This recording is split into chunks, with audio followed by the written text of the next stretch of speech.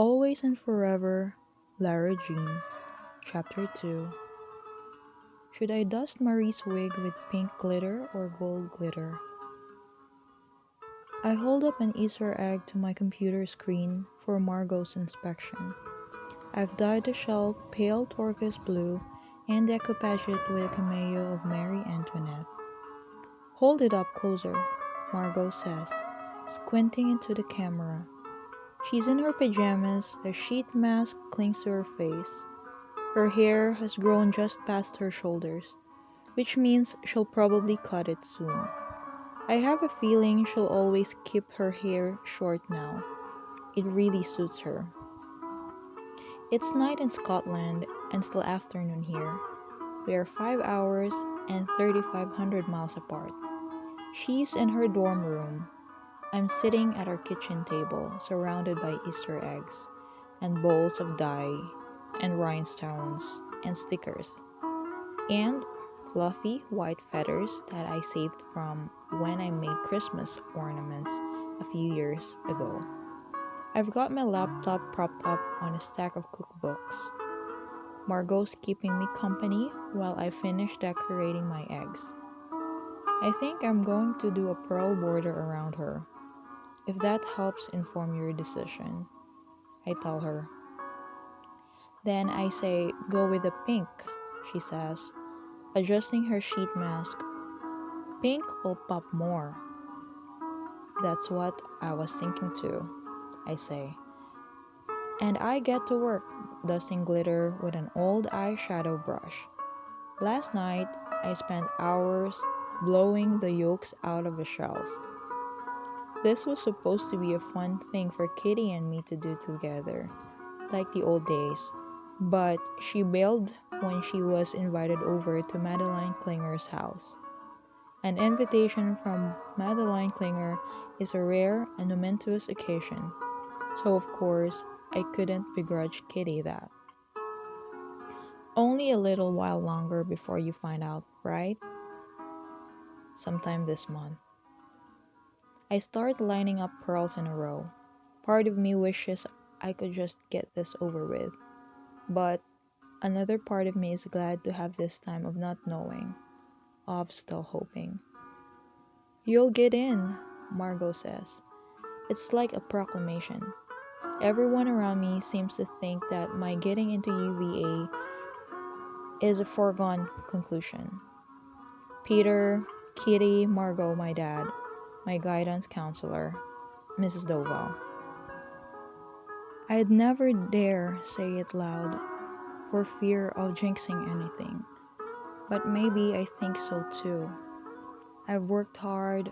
I got my SAT scores up by 200 points. My grades are almost as good as Margot's were, and Margot got in. I've done everything I'm supposed to do, but will it be enough?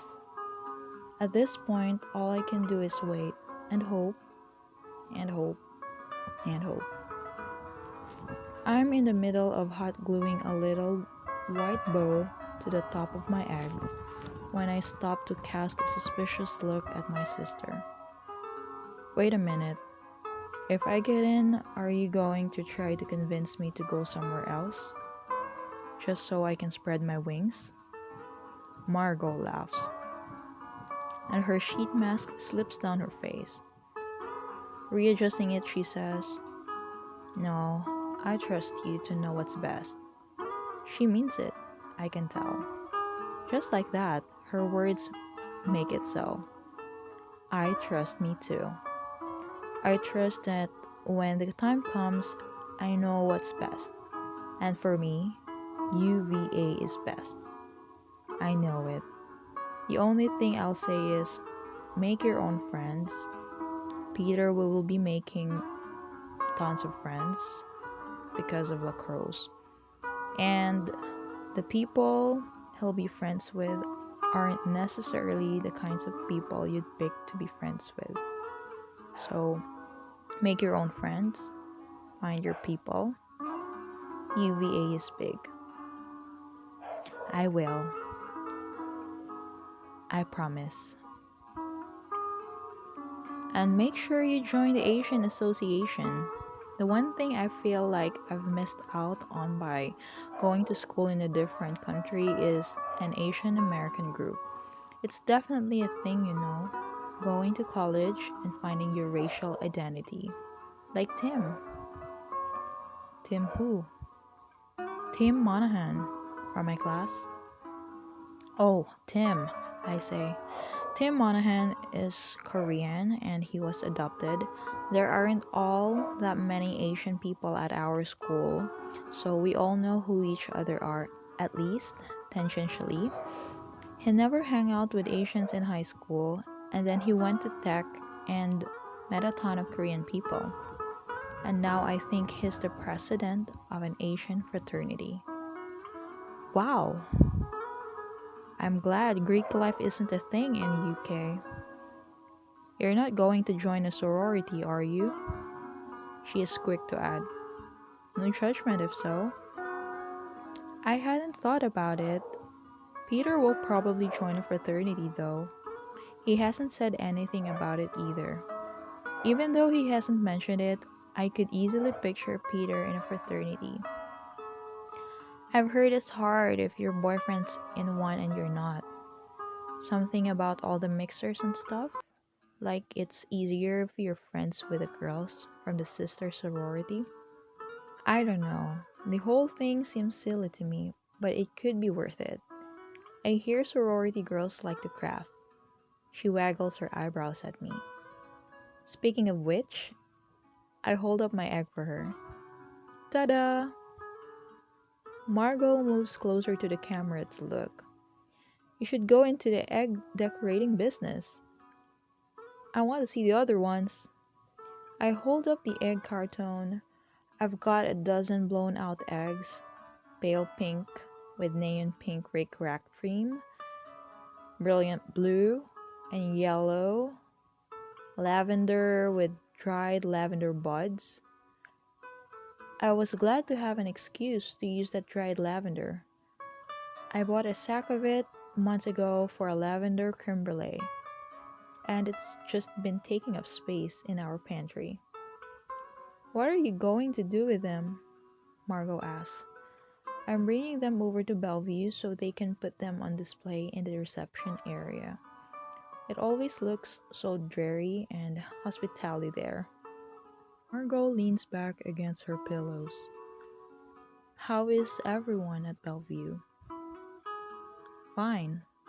I've been so busy with college apps and senior year stuff. I haven't been able to go by as much as I used to.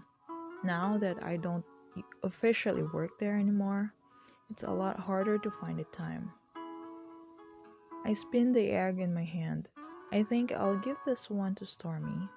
It's very her. I set the Marie Antoinette egg down on the rack to dry, and I pick up a lilac egg and begin affixing it with candy-colored gemstones. I'm going to visit more from here on out. It's hard, Margot agrees. When I come home from spring break, let's go over there together. I want to introduce Ravi to Stormy. Ravi is Margot's boyfriend of 6 months. His parents are from India, but he was born in London, so his accent is as posh as you might imagine.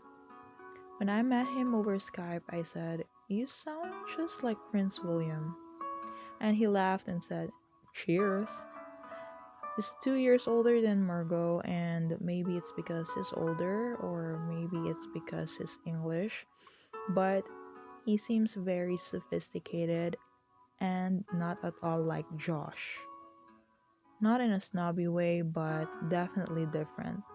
More cultured, probably from living in such a grand city and going to the theater whenever he wants and meeting dignitaries and the like because his mom is a diplomat. When I told Margot that, she laughed and said it's just because I haven't gotten to know him yet, but Ravi's actually a huge nerd and not at all smooth. or Prince Williamish. Don't let the accent fool you, she said. She's bringing Ravi home with her over spring break, so I suppose I'll see for myself soon enough. The plan is for Ravi to stay at our house for 2 nights and then fly to Texas to see relatives. Margot will stay here with us for the rest of the week. I can't wait to meet him in real life, I say, and she beams. You're going to love him. I'm sure I will. I like everyone Margot likes, but the truly lucky thing is that now that Margot's gotten to know Peter better, she sees how special he is. When Ravi's here, all four of us will be able to hang out. True double dates. My sister and I are both in love at the same time, and we have this thing we can share. And how wonderful is that?